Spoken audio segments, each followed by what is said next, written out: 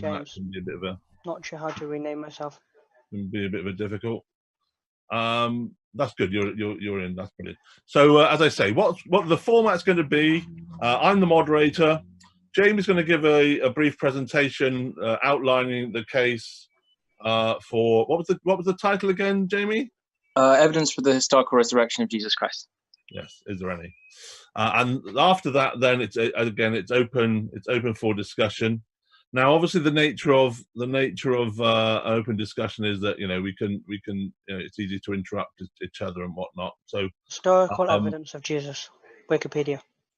That's thanks.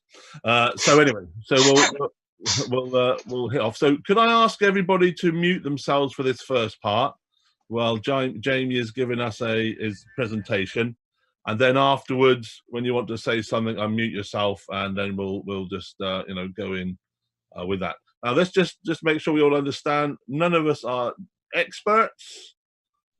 We know what we know. But what we're hoping to do is have a frank and open discussion about and share ideas. It's not about point scoring or any of that nature or aha moments. It's just about us sharing, what we believe, whether it's we believe it or not, or whether we've got something to say about it. So as long as we're happy with that, we'll make a start. So Jamie, over to you. Thank you very much, Tim. Again, I want to say it's very nice to see everybody else here. And after I give my presentation, please feel free to ask any question, no matter how hard it is, as it'll be good to hear your thoughts, no matter what it is. So I'll put forth the evidence of the historical resurrection of Jesus Christ. And to not make it boring or long-winded, I'll try to make it as quick and simple as possible. So starting with Paul's letter to the Corinthians. It is considered by atheist and Christian scholars to be authentic and have a high probability of reliability. A historical document has a high probability of reliability if it is 1, a personal letter, 2, intended for small audiences, written in unpolished style, and contains trivia and lists of details. The letter of the Corinthians has exactly that. Next, it fits the criterion of embarrassment, which is a way to tell if something is reliable, because Paul is telling people in the letter of Corinthians, for instance, not to do wrong things like fornication and sleeping with their stepmother, etc. Atheist and Christian scholarship attest to this. For instance, Gerd Ludemann, atheist New Testament scholar, N.T. Wright, Christian New Testament scholar, Michael Golder, atheist New Testament scholar, professor of Birmingham, and many others attest to this fact of the probability of the high reliability and the probability of the reliability in the letter of the Corinthians. This basically means, all this means when I say the letter of the Corinthians was reliable, is that whatever Paul has written in his letter was actually written by him, and it's not a fictional story type letter. Whether Paul was lying, insane, or telling the truth regarding his claims is a different issue. But the claims themselves, the people they are written to, etc., is authentic. So one of Paul's claims is the 12 apostles himself plus 500 other people witnessed the risen Jesus Christ. So let me quickly go over a few points here.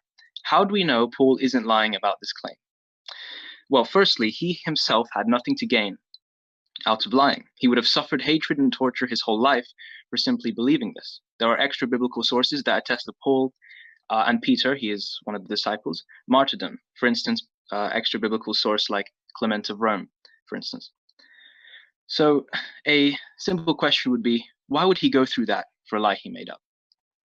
Secondly, Paul is writing to people who are skeptical of a bodily resurrection. Therefore, the Corinthians would have been skeptical of a bodily resurrection and would have been encouraged by this to investigate Paul's claims of the 500 witnesses. Moreover, Dr. Edwin M. Yamachi, Associate Professor of History at Miami University in Oxford, he emphasizes, what gives special authority to the list of witnesses as historical evidence is the reference to most of the 500 brethren still being alive. St. Paul says, in effect, if you do not believe me, you can ask them. If Paul is lying, it wouldn't make sense he would risk people finding out his lie, given he is encouraging them to investigate. Okay, so perhaps, maybe, Paul is a delusional schizophrenic and he just hallucinated. In the psychiatric field, symptoms of schizophrenia are as follows. Hallucinations, hearing or seeing things that do not exist outside of the mind. Muddled, unstable thoughts. Losing interest in everyday activities. and wanting to avoid people, including friends. A closer look at the symptoms of schizophrenia, we can see that they lose interest in everyday activities and want to avoid people, including friends, and have muddled, unstable thoughts. Paul was the complete opposite of this. 1. Through his letters, we can see the stability in his thinking through his arguments. Secondly, Paul would preach to crowds and crowds of people and loves to be with his fellow believers in the Lord. And thirdly, Peter and James attested to witnessing a risen Jesus Christ. There were more witnesses, but if we were just to take those 3 witnesses, it would be incredibly unreasonable to say all 3 witnesses hallucinated the same thing. Therefore, we can safely say Paul was not insane. So why would he and the witnesses go through all of this, unless his claims were indeed true and Jesus did rise from the dead? So, my friends, if it does mean Jesus did indeed rise from the dead, and I'll end with this is just a quick message. If it does mean indeed Jesus did rise from the dead, this is incredibly good news, because it means what Jesus said about how we can be set free from our sins and the judgment of God is true. It means when Jesus said we can have eternal life and go to heaven, that's true. And it means the nails Jesus bore in his hands, he bore them for you, so that you could be forgiven and go to heaven if you trust in him. Thank you very much.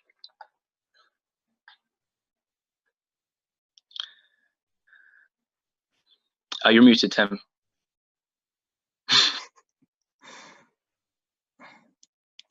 Every single person's muted. There we go. Well, they are, because they've chosen to be. Sorry about that, everybody. Yeah, so thank you so much, Jamie, for your brief introduction, and welcome to Jessica, who's just come in, although she hasn't got audio.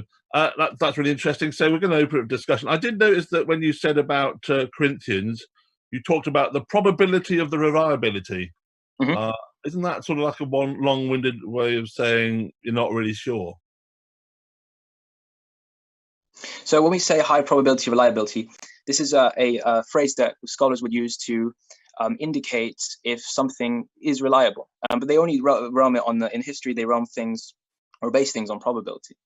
There's no absolute certainty. However, we can come very, very close to a high probability of its reliability, even more than accepted records of antiquity, like, for instance, Josephus and other things like that. Okay, that's good. Now, I'm going to just now what I'm going to do, I'm going to unmute everybody. Dan, I'm thinking you're saying you can't unmute yourself, but I'll unmute everybody. There we go. That everybody should be unmuted now, so you can choose to mute yourself or not. And obviously, you're free to have a challenge Jamie or open the discussion with another point. Over to you, folks.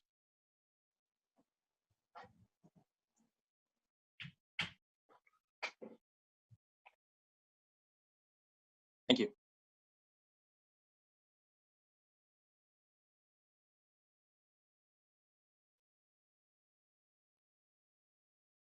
Absolutely. And hey, Tim, I just want to mention, if you can unmute maybe James, James, because I think he might want to say something. And John, Tom Jump, if you want to say anything, my friend, go right ahead.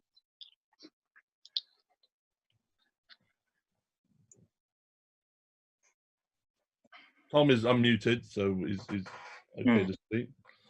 But I think, yeah. I think James is muted, Tim. No, he's not. Well, he's muted. Oh, he's willingly muted. Good. That's what I'm saying. No, I haven't muted anybody. If you've got any problems with unmuting yourself, let me know, and I will unmute you.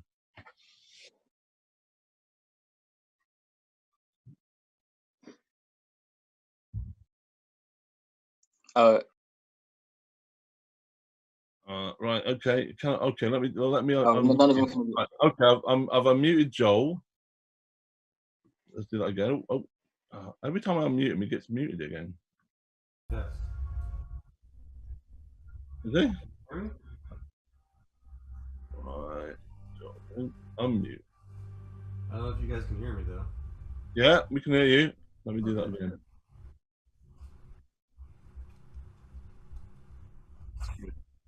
Testing. Hello, we can hear you, James. Nice to hear you, James. Nice to hear you, Joel. Right. So it's Tom. Tom is unmuted. I take it. We doesn't have to have his video on, you know. Okay, well, you carry on then. Those folks are unmuted, and you know, where you go. Hey, can you guys hear me? Oh, hey Tom, hey Tom, I can hear you. Yeah. Alright, Don't cool. mute yourself once I've unmuted you, because I think if you mute yourself again, I have to unmute you once again. Yeah. You let me sort that out now, Dan. You focus on what folks are saying. Over to you, Tom. All right, so yeah, you presented a bunch of historical accounts. Are you arguing for Jesus's existence or his resurrection? His resurrection. And do you think the historical accounts of him existing indicates that he rose from the dead? They're not historical accounts of him existing. They're accounts of the testimonial evidence of the witnesses of the apostles and Paul. And do you think that's evidence that he rose from the dead, their testimony? I think it's reliable testimonial evidence. Yes, I do. So you're going against the consensus of the vast majority of historians? Okay, so let me ask you a question. So do you disagree with testimonial evidence? Do I disagree with testimony? You mean, do I consider testimony to be a reliable source of evidence? Yes. If in some cases, yes, in some cases, no. Okay, so give me cases where you do think it's reliable. I saw a dog. That guy killed that guy. That guy stole my wallet. Those would be cases where it is reliable. There's a horse over there. Okay, all right, that's great. So okay, that's cool. So let me ask you a question, Tom, and this is similar to the testimonial evidence of the accounts of the apostles. Is this? So do you believe quarks exist in quantum physics? Yes. Okay, so so you are believing the testimonial evidence of the scholars. Have you done the studies on quarks yourself? No. Exactly. So, but you believe their testimonial evidence, and in the same sense, I believe the testimonial evidence of the apostles that Jesus rose from the dead. Okay, but the quarks can be demonstrated to exist. Like anyone can go build a quantum thing or a large hadron collider. But have you done that though? Have you done that? No, I don't need to, because it can be done. Like the fact I haven't So gone how do you to know Australia. That? You testimonial evidence. I know that's Australia reasonable. exists, but I've never So been again, there. there's a difference. There's a difference there. One is that one can be demonstrated. Like I can demonstrate Australia exists. I can travel there. I just haven't done it. So the fact it can be done is a reasonable. There's pictures and video footage of Australia, but with quarks, we're just purely believing the testimonial evidence of the scholars. No, we have pictures and video evidence of quarks too. It's just in the math. You just have to do the math. Can I just if I could intercede, James, did you want to say something? Oh, Joel, sorry. Yeah, I'll get back to you on that, Tom. I'll get back to you on that for sure. Sorry, go ahead. That's a good point you made. Sure. Yeah. No, I'd like to make a number of observations, if I may. First of all, I am a quantum physicist, and I will help quickly assert for everybody's reassurance that we cannot demonstrate quarks exist at all. They are strictly a mathematical, immaterial concept only. We can assume that several things are made by bosons and neutron and other forms of subatomic and other quantum physics type particles, all the way down to the quanta themselves, but they are all representations of things that we cannot prove exist. As a matter of fact, the few instruments that we try to use to confirm our pure raw assumptions of what quanta actually does and how that forms into other materials through colliders and whatnot are all done through instruments that are barely reliable, first of all, and then even once we do think that we make a sound probable observation, it will change with the same instrument. It's an observation effect problem. But anyway, so quantum physics is a whole other topic, but I wanted to also further address Tom's first thing. He made what's called a appeal to popularity logical fallacy by assuming or claiming that that these claims are against the majority of historians, which first of all is not only fallacious but is actually factually wrong. There's a number of other counterexamples and debates even. One more famously was a few years ago with professors Richard Dawkins and John Lennox, where Lennox famously, I like to say, caused Dawkins to reverse decades of his own research and his own published work, where he told Lennox in public debate, he said, I take that back. Not only did Jesus exist, but they went into examples, I think, of what you were trying to talk about, James, of the not just the historical, but the eyewitness testimony, the reliable accounts of past observations of people that not just are in the Bible, but the people that were hostile towards the Christian, beliefs, whatever you call it. And so Lennox, he with Dawkins, he went into detail of other atheist historians, as a matter of fact, who go into how the resurrection of Christ stories, the eyewitness accounts, are some of the, if not the most reliable in all of ancient historical accounts. And as another example for this, there's another. Okay, I'm gonna if I can keep it short. I could just interrupt you there. Is that okay? Sure. I think One more example though, but go ahead. Give one more example, then I'm going to just see if Lord James wants to say anything, and I'll come back to you, Tom, if that's okay. Sure. There's another famous example, actually several, but this one, there's a Los Angeles police detective, cold case detective, who was an atheist, and he has what I like to describe. He has professional forensic science, actual skills used in courts of law, and so about 35 years old or so, a few years back for him, about a decade ago, he decided to use his professional forensic historical science skills to test the veracity of the Bible, including the account of Jesus' resurrection. His research not only forced him to want to become a Christian, but he started a new international Christian ministry, showing the evidence, showing the scientific forensic account of the resurrection as being reliable, again, using his skills in courts of law. So whatever other historian might want to disagree, there's all kinds of historians that use factual scientific referencing. Thank you very much. I'm going to stop with that. Lord James, did you want to say something? Yes. With evidence, there are different types and variations. If I say a dog exists, that's easier than saying Bigfoot exists, or I saw aliens. You'd expect greater the claim, more evidence. Mm-hmm. So, yes, I could take your testimony that it's raining, but if you said you saw a hurricane go past in Britain, then I'm not going to believe you unless you showed me a video or something. Okay, thank you. That's what I'm trying to say. So, yeah. Yep. So James, are you saying that? Hold on, Jamie. Just hold on. So the greater the claim, the more evidence you need. I'm going to go back to Tom now, and then I'll come to you, Jamie. Okay. Brilliant. I'm just going to beat myself again. Sorry, James, do you want to say? Sorry, hold on. Lord James, do you want to say anything more? No, sorry, I just muted myself. That's okay. Tom, over to you. So Joel, I believe, was the physicist. He said quite a bit there. So when I say we have testable, demonstrable pictures of quarks, what I mean is that make testable predictions about how protons and neutrons and other particles interact in the colliders, and so we can use them to make consistent predictions, and we can see the effects of those things, which is demonstrable proof of quarks. We don't actually need to see the quark itself. You have to rely on eyewitness testimonies of those who pretend to have... Nope, I don't at all. I can look at the actual math, and I can do the calculations and see the evidence. So you don't need to rely on testimonies. I do because I'm too lazy, but I don't need... Stop interrupting. Stop interrupting. No, we have to let Tom have his say, because you had a good say. You carry on, Tom. So again, we can absolutely see the evidence of those things, which is repeatable and testable. You don't need to rely on testimony at all for those things. You can actually do the math yourself if you want to learn the math, and you can go to the Large Hadron Collider and do the experiments yourself, just like you can go to Australia yourself. You cannot do that for the resurrection, so that's clearly not, it's a false analogy. Second, he accused me of appeal to consensus. Well, no, referring to authorities isn't an appeal to consensus. Consensus is just the most people. And there is no such thing as an appeal to authority fallacy when you're referring to actual authorities. You can look at the Stanford Encyclopedia of Philosophy. It is a purely reasonable basis of evidence to say the authorities hold this position.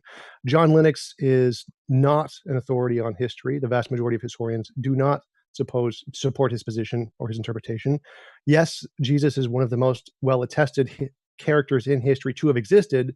The resurrection is not supported at all. Zero evidence of it. As you just quote Mike Licona, the vast majority of historians and biblical scholars hold to it that the study of miracle claims lies outside the bounds of the historian acting within their professional capacity. There is no evidence of the resurrection in history. It's just not reliable source of those kinds of evidences, which can be demonstrated. And to go back to the main point of the actual topic is that I forgot what was the guy's name who did the presentation? Jamie.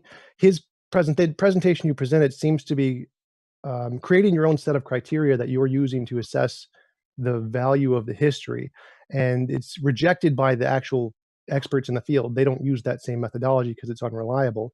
So if you want to say that your methodology should be used in history to assess the reliability of the resurrection, you would first need to demonstrate that that methodology can work in other instances other than the resurrection, and then convince the historians to do that. So I thank you for that, Tom. I just wanted to mention that last point was I listed lots of scholars, a couple of scholars, like Michael Goldar, the atheist professor from Birmingham, for instance, who gives these a couple lists of the criteria as well. But I hear what you're saying, man. But yeah, that's just Well, depends on that last point. Well, can you give me any examples of those criteria being used in anything other than the New Testament? Well, yeah. For instance, like Josephus and Plato. No, I things mean, like that. specifically in any examples other than in reference to Jesus or the specifically religion based, like anything Yeah, else well, in history. because I mean, Josephus doesn't mention everything religion based. He talks about other stuff as well, you know. So he's used in that as well. Or for instance, in Homer's Odyssey. Well, no, I mean like the criterion of embarrassment, the criterion of the other criterion you mentioned, those methodologies you're using don't seem to be used anywhere else in history except for New Testament scholarship, which is not really accepted by the vast majority of historians. Okay, so you're talking about you're talking about the criterions. Okay, so I'm gonna have to get back to you on that one, man. But thanks for that point. No, they're all over the place, Jamie. Hold on. Okay, so hold on a second. Let's Dan, did you want to say anything at this point? You're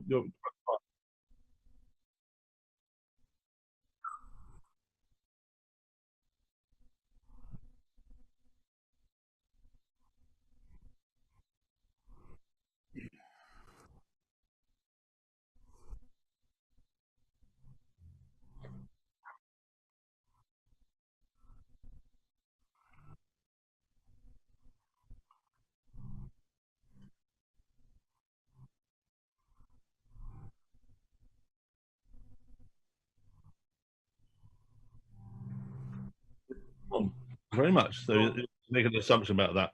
Lots of assumptions. That's okay. Yeah, I know. I'm using my camera for something else. Joel, would you like to respond to some of the things you've heard? Yes, please. Just to expand on what you were saying, Dan, it's also called what's appeal to ignorance logical fallacy. To assume anything is true or false without actual evidence, without claiming you don't have the evidence for it, that is an appeal to ignorance. So that's another reason why extraordinary claims are irrelevant. You have to have evidence to be able to say something's true or false. And then so yeah, that Lennox Dawkins debate I was talking about, Lennox with Dawkins, they cite over a dozen different historians that are not even Christian, that Lennox used to convince Richard Dawkins of all people that this entire conversation that Jesus's resurrection was not provable was false. And then also I'd like to kind of touch back on the idea. Do you have music playing in the background? Correct, Tom, that people such as yourself, people that want to rely on the idea of what evidence says or whatever, you have to rely on those witnesses. You're doing that. You confessed earlier you've not done the math, you've not done the research. You're only assuming people like myself have accurately and honestly done the research for you. So you have to rely on my profession's witness testimony to be able to assume correctly anything about quantum physics, just as we have to assume correctly anything true or false about the resurrection of Christ. Does somebody have music playing in the background? I think it might be. Oh, it's gone. Might be me. I apologize. I got a game going on. Right. And I will concede your point that yes, you could learn how to do the wave function and other orbital mechanic math to be able to begin to test for yourself the assumptions, which even those of us in the profession, we have to acknowledge they're all assumptions. You could start to do that, but you'd still, you'd have to look at the evidence or whatever testimony we have of the Christian and the non-Christian claims of Christ's resurrection as well, just the same. It's basically, that's kind of a similar form of math that you'd have to look at and repeat. Same thing. And on a quick point on top of what Joel said is, I believe NASA, they make many claims about interesting archaeological things on different planets, but we don't have pictures for those things, so we have to believe the witnesses of the astronauts and the people that go up to space as well. And so in the same sense, that's what we base the testimonial evidence of the resurrection as well. Well, I think one of the points I think Tom was making as well is around methodology within the claims made. Of course, methodologies within history is again a specific domain of knowledge. So I don't know if anybody here are historians, but they have particular techniques that they use to interrogate text. And I mean, I only look, but my sister's a historian. I'm not a historian. I'm interested, but I guess one of the things is to look to the veracity of the internal evidence of documents to see whether or not they are reasonable at the reasonable at the time of their written, and within themselves. And I think everybody would agree with the fact that whatever the truth of the resurrection or not, the belief in that resurrection created the start of the Christian faith. It made these people, who nevertheless were just normal, everyday small businessmen and women, to suddenly go to reject the whole culture in the sense that they knew they would be annexed by the Jewish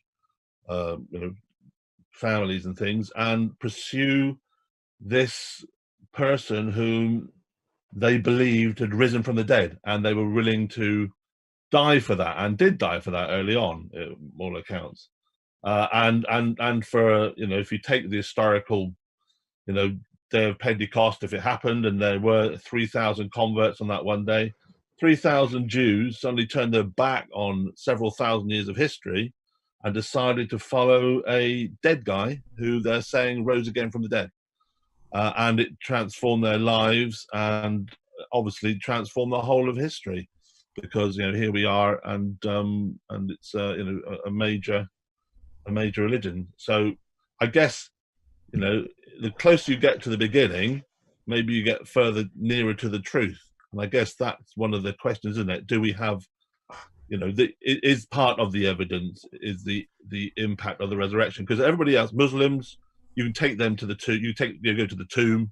At most world religions, you go to the tomb of this, but you can't take it to a tomb of Jesus. I'm just putting that forward as a possible thought. Anybody like to make a comment to that? I would definitely love to add to that for you, Tim. And Please do. a key piece of information that I think you left out of that is that not only were they a non-proselytizing group of Jews, but that they had to reject their everything that they were raised from in their home, their family, and the community. But Jesus was murdered. Jesus was put to death for blasphemy. He claimed to be God, and so the Jewish community, as well as the Romans, put him down as a example to what not to do. And yet, all of a sudden, tens of thousands of Jews, after he was killed, after he was murdered, decided that he was real and that his message was true, and they accepted it. They risked their lives. The first basic century of Christianity was spent trying to survive from all the other pagans and the Romans and everybody else just trying to just murder these people. And so it's not only were they and that's the other thing that's really interesting about Christianity is, as a movement itself, every other religion in the entire planet of all human history started through violence, started trying to push their ideas onto others, and if you don't, we're going to subjugate you or do something to make you believe what we're saying. Christianity was the only religion, the only belief in all of human history that was the exact opposite. Jesus said, if someone rejects your message, brush the dust from your sandals and walk away. So not only were they under the threat of murder from everybody in their community and around the world, but they were not trying to force their religion on anybody. They weren't trying to do anything violent. They were the exact opposite, trying to preach love.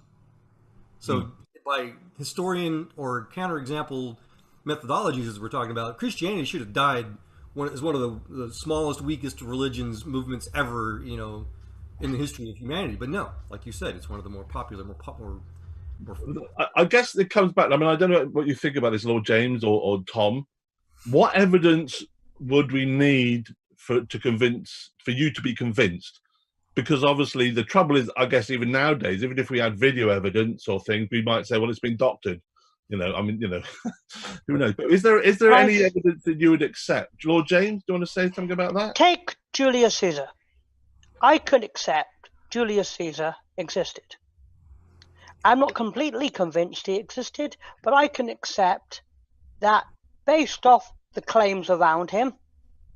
Fair enough. Now, if somebody said Julius Caesar also could fly, then I wouldn't be so convinced. Mm-hmm. So I can pretty be confident that Julius Caesar conquered France and probably had a kid with Cleopatra. I know Emperor Augustus said otherwise and burnt Egypt down. So I'm quite willing, because I went through and I read the books of Julius Caesar, his writings, how he conquered Gaul, the whole propaganda of it. Mhm. How everyone says you conquer a tribe of 10,000, you write back to Rome that says you conquered 100,000. All propaganda. And I can accept that. And at the end of the day, that is not truly important. So Jesus might have existed. The Mhm. question is his claims of the supernatural real? And Well, that is where I have doubt. you know, that's Because the this thing, is the most isn't it? important thing. Yeah. Rome was recently through a civil war. Just less than a 100-mile march away was Egypt. Cleopatra's kingdom was in collapse, with Mount Anthony's and all of that running around.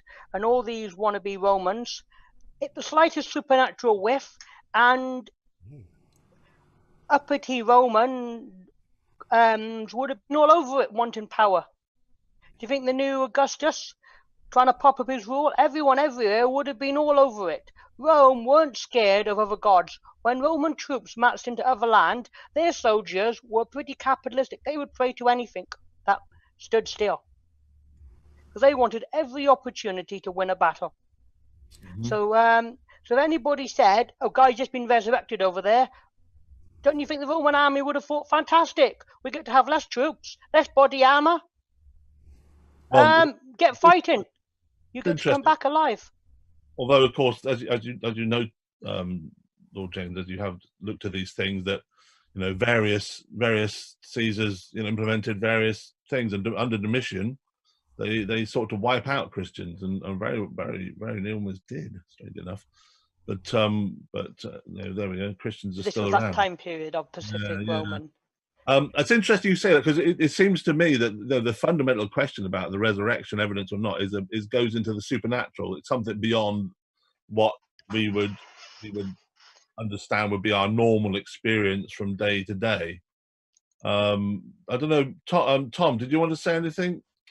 Yeah, there's a few things I wanted to mention. The first thing I wanted to mention is that the amount of impact it had has absolutely no relevance to its truth whatsoever. Like, there's lots of beliefs that have lots of impact throughout history that doesn't in any way lend credence to their truth. For example, if everyone became a flat earther tomorrow, that wouldn't make the world any less round. So the amount of impact it had historically has no impact on its truth whatsoever. And I did want to mention the other thing. There's absolutely no similarity between historical testimony and empirical evidence, none at all. In a court of law, they do not hold the testimony of an expert presenting scientific evidence to the same standard as some guy down the street who says, "I saw something." Like, no one in science, no one in history, no one in any field considers those to be the same thing. So any comparison between the two is a false analogy. Empirical evidence is, you do not need to require the testimony of the experts. You can do it yourself, and that's the difference. So no, there is no correlation between historical testimony and empirical testimony. They are not the same thing, and they are not considered the same thing in any academic field.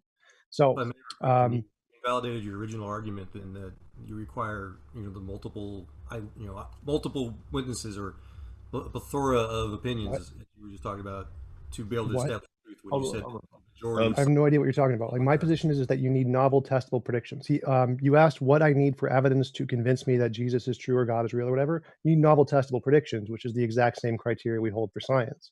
If you, yes. So what you do is, in the methodology of science, is that we need some way to differentiate imaginary things from real things, and we need some method to do that. And the method we have is that we create these ideas in our head to say, I imagine this is what's going on in the world. And if I want to know if my imagination is describing something in the world and not just in my imagination, then I need to make future testable predictions. Because if I can predict something we don't know yet and discover that that was actually the case, then that's a good reason to believe that that thing in my imagination is also describing something in reality. So novel testable predictions is like the only valid kind of evidence to describe something that exists outside of our imagination. But would it be true, Tom? Sorry, hold on a second, Joel. Would it be true to say, Tom, though, that if there is something beyond our imagination, that the unknown unknowns, you know, things that you don't know and I don't know, that are also true? Would you acknowledge that that would exist? Of course. Yeah, and if I may address some of that, gentlemen. So science does not rely strictly on, I guess, purely empirical evidence, as Tom was saying. For example, the founder of NASA's Goddard Space Studies Institute, he's famously talked about supernatural phenomenon. He's saying, he's even written a book how You know, they've got all kinds of details of how supernatural forces are, in fact, a scientific fact, scientifically provable fact. We've got Steinitz numbers that are used for supernatural field theory number sets.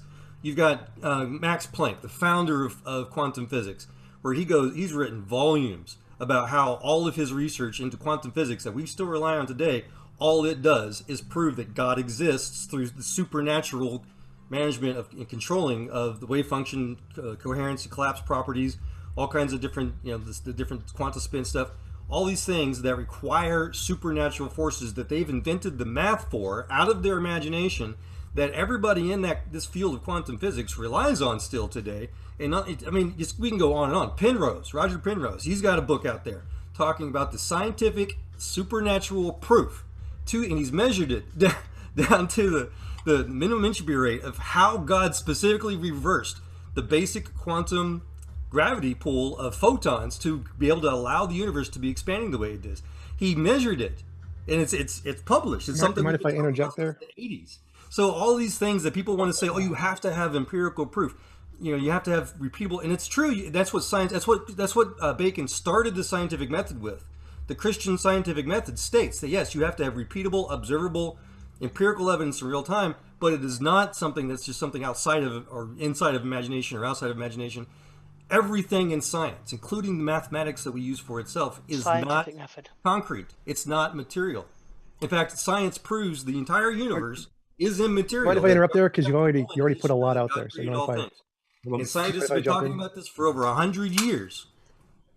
Okay, thanks, Joel. Tom, Right. Tom, and then I'll bring in Lord James. Okay. Okay, the first thing is that the scientific methodology is an imaginary thing. It's a conceptual thing in our heads, and then we use that to differentiate imagination from reality. Like if we're thinking a particle exists, that doesn't mean the scientific method exists. So pretty much everything you said was false there. Like most of that, there is no published papers for the supernatural. There are books that have it, but you can publish a book on anything. None of that's evidence. There is no evidence of the supernatural, which is why the majority of physicists and cosmologists and biologists, neurologists, every academic field are naturalists, because there's only evidence of natural stuff. No, Sure. just let me finish. Okay, Well. so there is no evidence of the supernatural at all in any academic field whatsoever. No academic published papers indicate the supernatural. There is no confirmed evidence of it whatsoever. And the only type of evidence that is considered reliable in any scientific field is future testable predictions. There's no like papers about the supernatural or other methods out there. It's all future testable predictions. Hold on a second. Hold on. I did say I'd let Lord James speak after Tom, and then I'll come back. Well, I'll come to Dan, and then I'll come back to you, Joel. Okay, Tom, anything else, or is that it? I'm good. Lord James? Okay.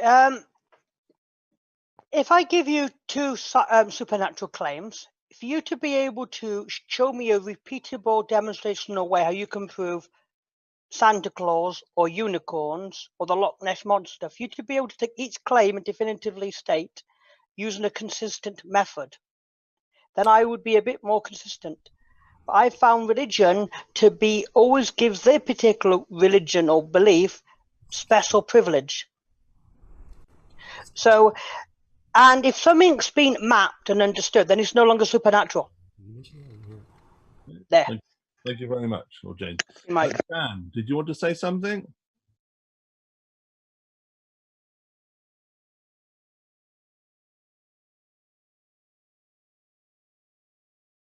Yeah, pretty much. As far as I know, there is no reliable paper that published anything about the supernatural or any evidence of it. Only books. And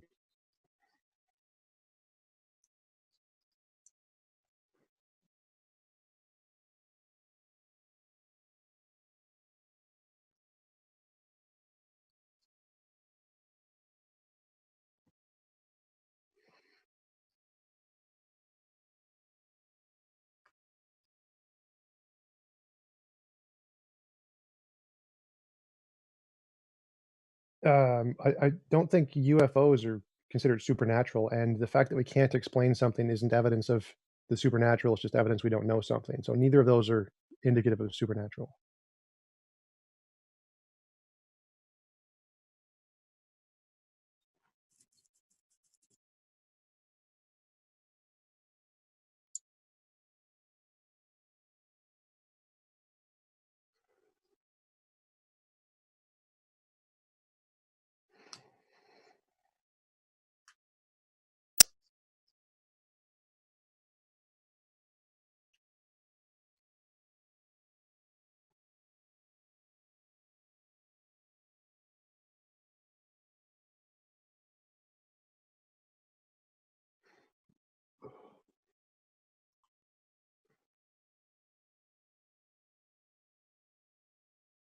Right, that's a burden of proof fallacy. The fact that we can't explain something isn't evidence of the supernatural. It could just be an unknown natural thing. As Tim mentioned earlier, there's unknown unknowns, and there could just be unknown natural things. So saying it can't be natural is just I'm burden gonna of proof fallacy.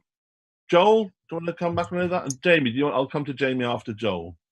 Oh, there's so many things across the board now, Tim. I'll be honest, I don't know where to address. I mean, even the whole claim about, you know, the whole empirical thing. You know, my wife is trying to help it. She's a legal expert. She talks about how even in courts of law, even to rely on empirical quote unquote evidence requires witnesses, because like Tom was trying to say, you know, you have to rely on other people, which even if you try to do the math yourself, that's still anecdotal. So all of these things, all of the common misconceptions, the mythology that science has to be, you know, purely material or can't be supernatural, all of that is false.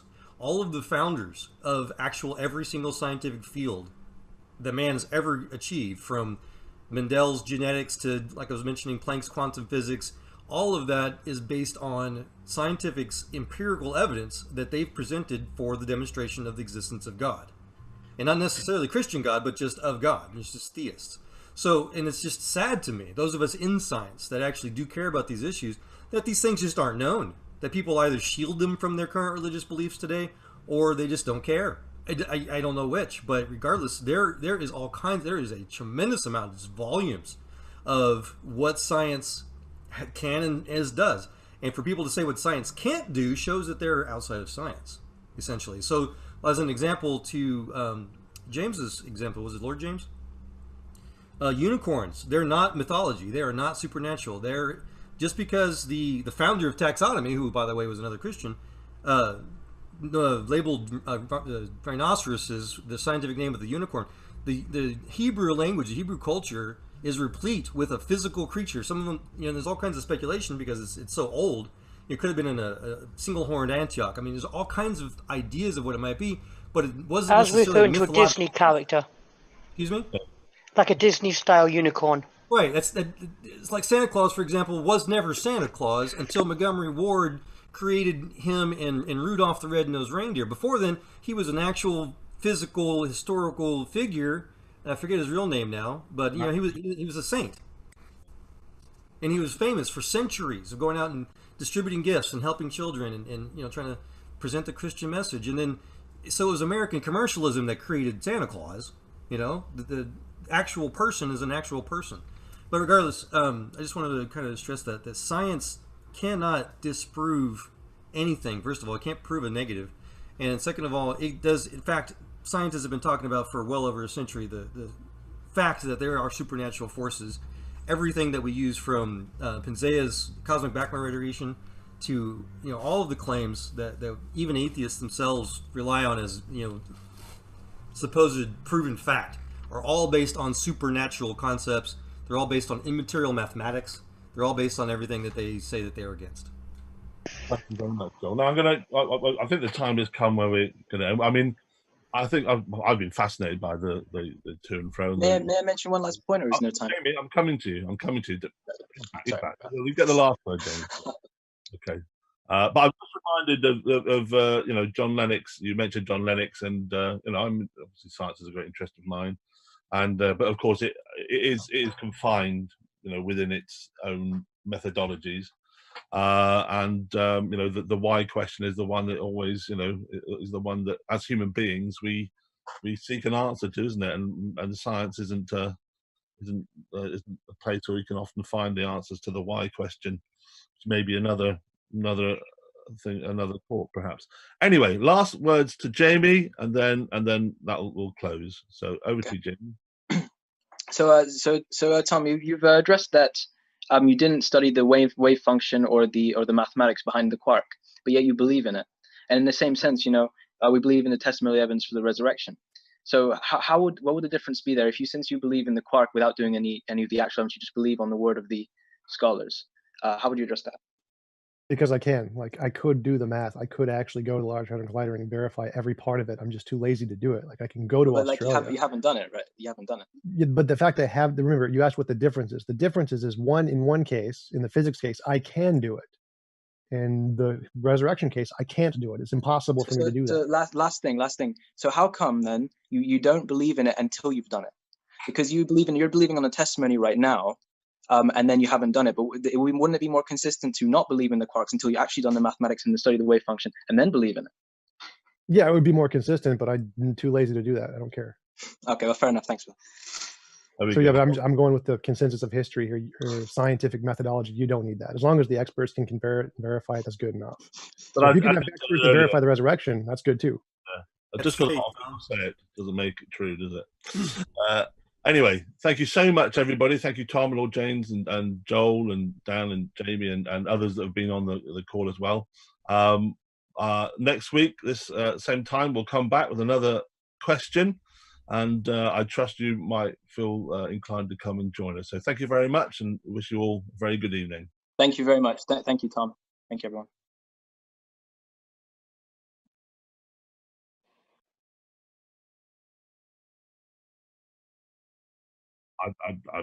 I'm just gonna duck out now, mate, because I'm gonna go and have my tea. Well, does anybody want to stay behind and have a conversation? I wouldn't mind. Sure. All right, let me have a look. Okay, I'm gonna. Okay, so everybody who wants to go, you can go. I'm just going to make Dan the main host. Don't abuse the power, Dan. Right, yeah. Hey Dan, are you recording this? No. Awesome. Well, you. Awesome. Sorry. Did you say you've recorded it, Dan? Right. Well, I didn't set any recordings because we haven't got everybody's permission who's been involved. Okay. So if it depends what you want to do with that recording. If you want to share it between the people that are here, that's fine. But I wouldn't be happy. I wouldn't be happy for it to go wider than just us. Okay. Why didn't record? Okay. See you again, guys. Bye. Thank you. God bless you, bro.